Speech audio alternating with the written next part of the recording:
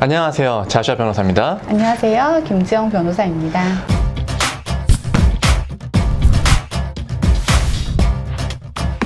네, 오늘은 좀 한국에서 많이 화제가 되고 있는 주제를 갖고 썰을 좀 풀어보려고 해요. 네. 김지영 변호사님은 한국의 3대 느님이 혹시 누군지를 아시나요? 네, 한국의 3대 느님은 일단 치느님이 있고요.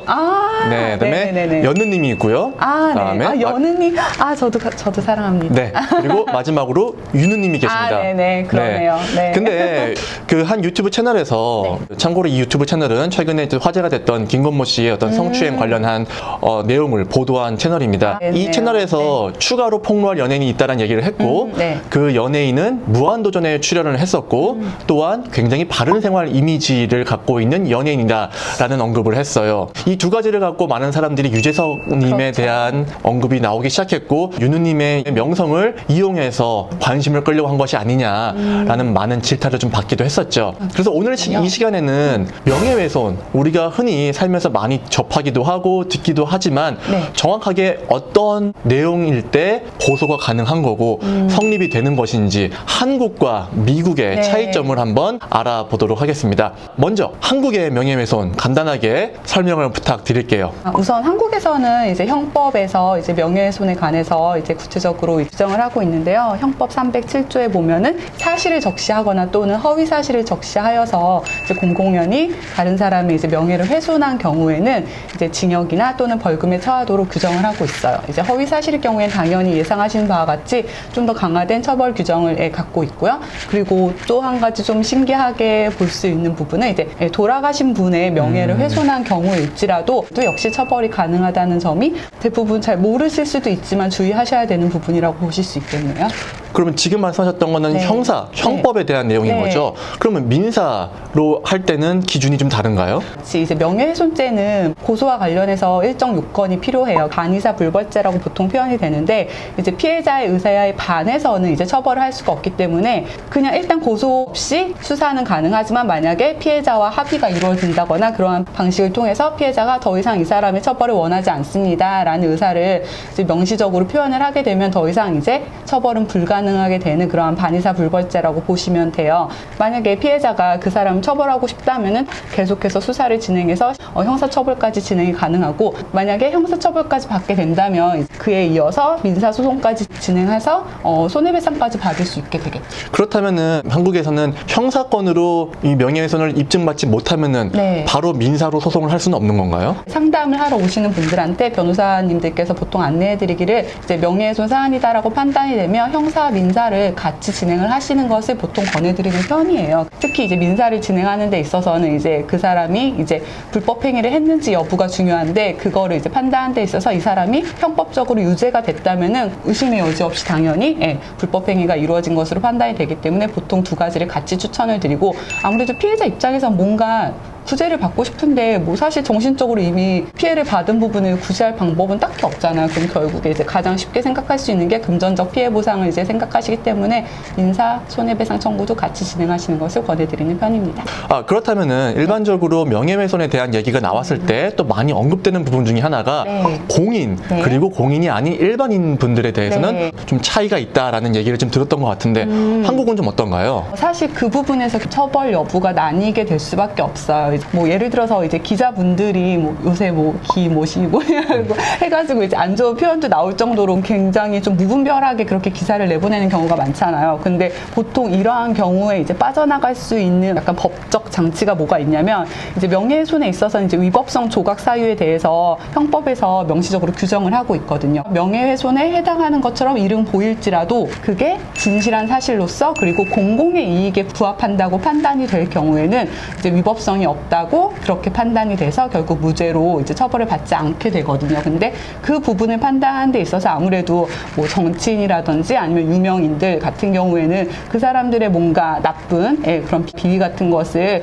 이제 일반 대중들에게 널리 알리는 것이 공공의 이익에 부합한다고 판단하기가 아무래도 쉽기 때문에 그 부분에서 많은 경우 위법성이 조각돼서 실제로 처벌이 되긴 어려운 그런 측면이 있죠. 그러면은 이제 미국의 명예훼손에 대해서 좀 간단하게 알아보도록 하겠습니다. 명예훼손 법령도 각 주마다 법령이 다릅니다. 뉴욕주에는요, 명예훼손이 성립이 되려면은 네 가지 요건이 맞아 떨어져야 됩니다. 첫 번째, false statement. 네. 말했던 내용이 네. 거짓이어야 돼요.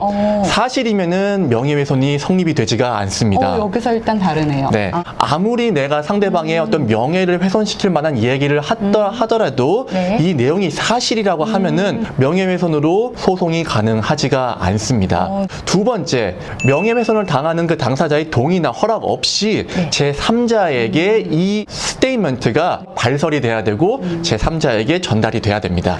세 번째는요, 일정 부분의 의도 혹은 누가 봐도 과실이다라고 인정될 만한 악의성을 갖고 전달이 돼야 되고요. 네. 여기서 아까 잠깐 말씀이 나왔던 공인과 공인이 네. 아닌 일반인 분들에 대한 기준이 조금 나뉩니다. 미국에서는요, 네. 특히 뉴욕에서는 네. 공인을 상대로 명예훼손죄가 성립이 되려고 한다면은 그 공인에게는 최소한 악의를 갖고 거짓 스테이트먼트를 제3자에게 전달을 해야 돼요. 하지만 일반인 분들에게는 과실만 하더라도 충분히 가능하다라는 점 네. 명심하시면 되겠습니다. 네 번째, 명예훼손을 당하신 분이 실질적인 데미지가 있어야 돼요. 그 데미지를 증명할 수 있어야 됩니다.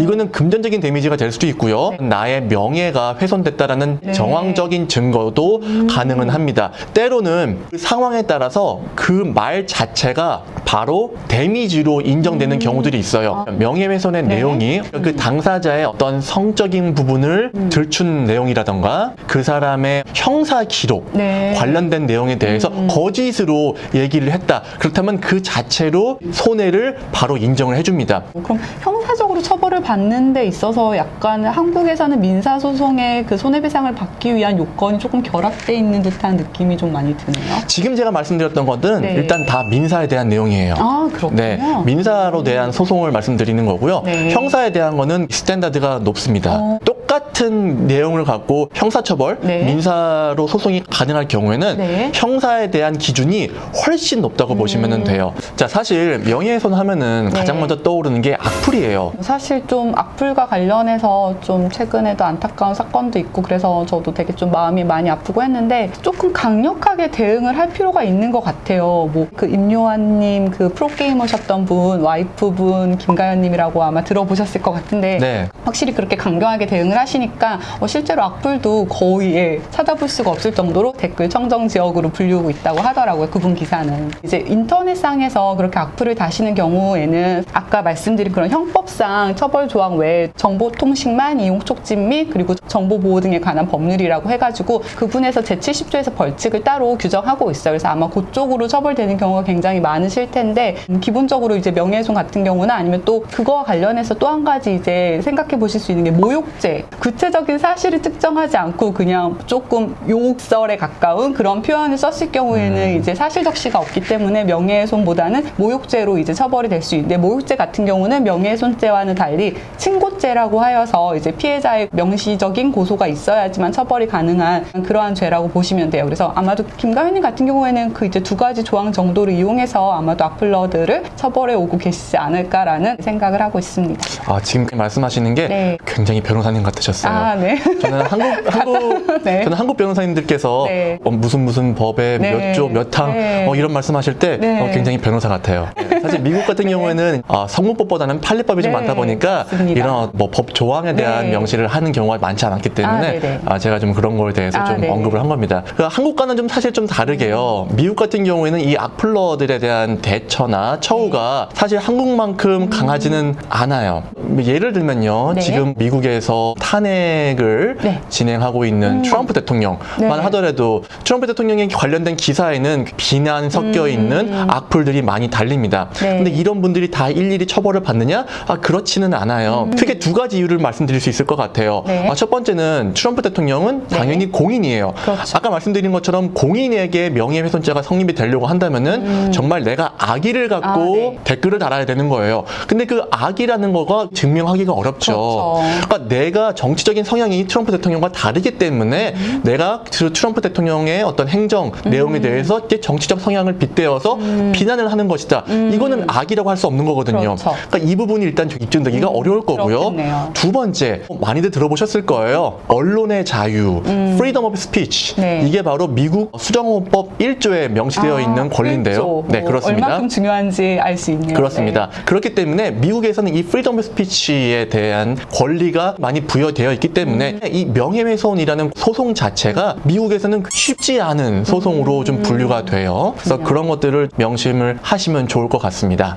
오늘은 명예훼손 관련해가지고 한국과 미국 법에 대해 차이점에 대해서 한번 얘기를 나눠봤습니다. 네, 오늘 영상이 유익하셨고 마음에 드셨으면은 구독 부탁드리고요. 좋아요도 부탁드리고요. 알람 설정도 부탁드리겠습니다. 네. 그러면 저희도 다음 시간에 또 재미난 썰을 갖고 돌아오도록 하겠습니다. 오늘도 시청해 주셔서 감사합니다.